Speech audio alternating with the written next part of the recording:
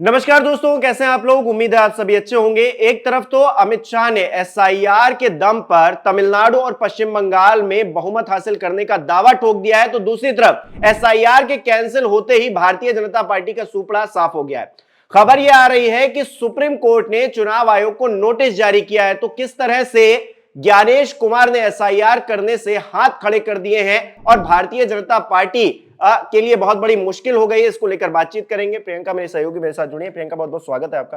प्रियंका, क्या ईवीएम से भी बड़ा घोटाला एसआईआर है और क्या केरल में जो चुनाव हुए हैं उसने साबित कर दिया है ये बात? बिल्कुल साबित कर दिए हिमांशु। आपको बता दें, अगर केरल की बात की जाए तो केरल के निकाय चुनावों में भारतीय जनता पार्टी के कई प्रत्याशियों की जमानत तक जब्त होने की नौबत आ गई है। और क्यों आ गई है, खेल समझिए। जैसा कि आप जानते हैं कि बिहार में हुई प्रचंड जीत के बाद से गृह मंत्री अमित शाह गदगद हुए जा रहे हैं और इसी ओवर कॉन्फिडेंस में अमित शाह ने इस बार तमिलनाडु और बंगाल को लेकर जीत का दावा कर दिया है। तमिलनाडु जहां पर भारतीय जनता पार्टी का हर बार सुपड़ा साफ हो जाता है और बंगाल जहां पर हर बार अमित शाह दावा तो करते हैं कि वो 200 सीटें लाएंगे, लेकिन 65 सीटों पर सिमट जाते हैं। फिलहाल इस बार अमित शाह को लगा कि अगर ईवीएम से बड़ा रामबाण है एसआईआर, तो इस एसआईआर के दम पर बंगाल के किले को भी भेदा जा सकता है। आपको बता दें हिमांशु, अब यहीं पर पेच फंस गया है। एक तरफ अमित शाह ने दावा किया है, वहीं दूसरी तरफ चुनाव आयोग ने आनन फानन में कई राज्यों में एसआईआर कराने की प्रक्रिया को शुरू कर दिया है। इसी में केरल भी शामिल है। केरल की अगर बात की जाए तो केरल, तमिलनाडु ये सब आपस में कनेक्टेड है और साउथ में भारतीय जनता पार्टी किस तरीके से मुंह की खाती है आप अच्छे से जानते हैं। फिलहाल केरल में भी अगले साल विधानसभा चुनाव होने वाले हैं। उसके ठीक पहले केरल में निकाय चुनाव है और इन्हीं निकाय चुनावों के बीच चुनाव आयोग ने एसआईआर की प्रक्रिया का ऐलान कर दिया तो तहलका मच गया। मतलब गजब तो इस बात को लेकर हो गया हिमांशु कि जो स्टेट इलेक्शन कमीशन है उसने तक सेंट्रल के चुनाव आयोग का विरोध किया और कहा यहां पर अभी केरल में निकाय चुनाव है, हम लोग एसआईआर नहीं करवा पाएंगे। लेकिन फिर भी चुनाव आयोग नहीं माना, जबकि नेताओं ने भी विरोध किया, फिर भी चुनाव आयोग ने एक ना सुनी। फिलहाल अब इसी को लेकर बवाल हुआ और बवाल इतना ज्यादा बढ़ गया कि सुप्रीम कोर्ट में याचिका लगाई गई। सुप्रीम कोर्ट में कहा गया कि निकाय चुनावों के बीच में ये लोग एसआईआर करवाना चाहते हैं, इस एसआईआर की प्रक्रिया को तत्काल प्रभाव से स्थगित किया जाए। सुप्रीम कोर्ट ने तत्काल प्रभाव से एक्शन लिया और चुनाव आयोग को नोटिस जारी कर दिया। आपको बता दें हिमांशु, 26 नवंबर की सुनवाई की तारीख को भी मुकर्रर किया गया, लेकिन चुनाव आयोग ये जवाब नहीं दे पाया कि आखिर क्यों वो केरल में निकाय चुनावों के बीच में आनन फानन में अचानक से एसआईआर करवाना चाहता है। फिलहाल चुनाव आयोग एक तरफ जवाब नहीं दे पाया, वहीं दूसरी तरफ सुप्रीम कोर्ट में सुनवाई टल गई और अब 18 दिसंबर की सुनवाई की तारीख को मुकर्रर किया गया है। फिलहाल यहीं पर पेच फंस गया है, क्योंकि चुनाव आयोग जब जवाब नहीं दे पाया है तो केरल में जो निकाय चुनाव है वो पुरानी मतदाता सूची के आधार पर हुए हैं। एसआईआर के जरिए जो होने वाले थे निकाय चुनाव, उनको कैंसिल कर दिया गया। अब ऐसे में आप समझ सकते हैं कि जब केरल में एसआईआर नहीं हो पाया तो भारतीय जनता पार्टी का सुपड़ा साफ हो गया। आपको बता दें कि केरल के निकाय चुनाव 9 और 11 को हुए और 13 दिसंबर को नतीजे निकलकर सामने आए हैं। अगर नतीजों की बात की जाए तो नतीजों में भारतीय जनता पार्टी बुरी तरीके से फंस गई है। एसआईआर ना होने के चलते बीजेपी का केरल के निकाय चुनावों में क्या हाल हुआ है हिमांशु, ये भी मैं आपको फटाफट से बता देती हूँ। ग्राम पंचायत की अगर बात की जाए तो यहाँ पर कांग्रेस 7036, वहीं भारतीय जनता पार्टी 1309 पर है।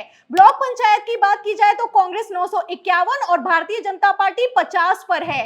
डिस्ट्रिक्ट पंचायत की अगर बात की जाए तो कांग्रेस 47 और भारतीय जनता पार्टी 0 पर सिमट गई है। आपको बता दें हिमांशु, अगर केरल के तिरुवनंतपुरम में थरूर ने गद्दारी नहीं कर दी होती तो भारतीय जनता पार्टी का पूरा सुपड़ा साफ होने वाला था।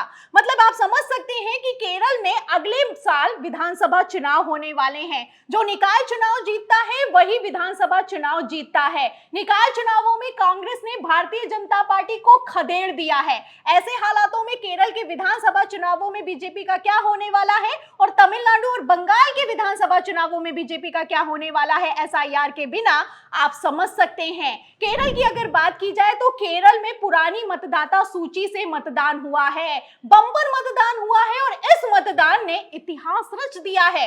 आपको बता दें हिमांशु, बिहार की प्रचंड जीत के बाद भारतीय जनता पार्टी का ऐसा हाल नहीं है कि जहां पर भी बीजेपी जा रही है वहां पर चुनाव जीत पा रही है। जीतना तो दूर की बात है, आलम तो ये हो चुका है कि बिहार के चुनावों के दौरान ही तेलंगाना में जुबली हिल्स के विधानसभा चुनावों के उपचुनाव हुए। इसमें भारतीय जनता पार्टी के प्रत्याशी की जमानत जब्त हो गई है। मतलब ये तो हाल हो चुका है। कहां पर आप बिहार में प्रचंड जीत करते हैं, वहीं दूसरी तरफ दूसरे राज्यों में बीजेपी का एसआईआर के बिना कितना बुरा हाल हो चुका है, इन खबरों से आप अंदाजा लगा सकते हैं। फिलहाल जैसी खबरें निकलकर सामने आ रही हैं, ऐसे हालातों में चुनाव आयोग ने कमान संभाली है। कई राज्यों में निकाय चुनाव चल रहे हैं, पंजाब में भी निकाय चुनाव चल रहे हैं। पंजाब में आलम तो यह हो चुका है कि बीजेपी का सुपड़ा साफ होते हुए देखते हुए चुनाव आयोग की तरफ से 16 बूथों के पोलिंग बूथों पर फिर से वोटिंग कराने के आदेश पारित कर दिए गए हैं। मतलब पंजाब में 5 जिलों में फिर से वोटिंग होने वाली है, दोबारा वोटिंग होने वाली है। और क्यों ये वोटिंग होने वाली है, आखिर क्यों चुनाव आयोग इतना हड़बड़ा रहा है, और बंगाल, तमिलनाडु और केरल में भारतीय जनता पार्टी का क्या होने वाला है, इन तस्वीरों से, इन खबरों से और सुप्रीम कोर्ट के नोटिस के बाद चुनाव आयोग की हड़बड़ाहट से आप अंदाजा लगा सकते हैं। जाहिर तौर पर हड़बड़ाहट तो है ही, और जिस तरह से एसआईआर को लेकर खबरें आ रही हैं वो भी अपने आप में हैरान करने वाली। बहुत बहुत शुक्रिया प्रियंका हमारे साथ जुड़ने के लिए, तमाम बातचीत के लिए। तो दोस्तों, आपको क्या लग रहा है, क्या ईवीएम से भी बड़ा घोटाला एसआईआर के मद्देनजर किया जा रहा है? क्या चुनाव आयोग सत्ताधारी पार्टी भारतीय जनता पार्टी के साथ मिलकर कोई घालमेल कर रही है, जिसको लेकर अभी हाल ही में हमने देखा दिल्ली में कांग्रेस पार्टी ने हल्ला बोल बोला है। जिस तरह के हालात हैं उसमें भारतीय जनता पार्टी एसआईआर की प्रक्रिया को आगे बढ़ाने की कोशिश कर रही है, और अगर ये प्रक्रिया बंगाल में या तमिलनाडु में नहीं बढ़ती और एसआईआर हुए बिना ही चुनाव होते हैं, तो क्या भारतीय जनता पार्टी फिर से मुंह की खाने वाली है? आपकी क्या राय है, हमें कमेंट बॉक्स में जरूर बताइएगा। इस वीडियो को लाइक करना, शेयर करना मत भूलिएगा। हमारे चैनल को सब्सक्राइब नहीं किया तो वो भी जरूर कीजिएगा।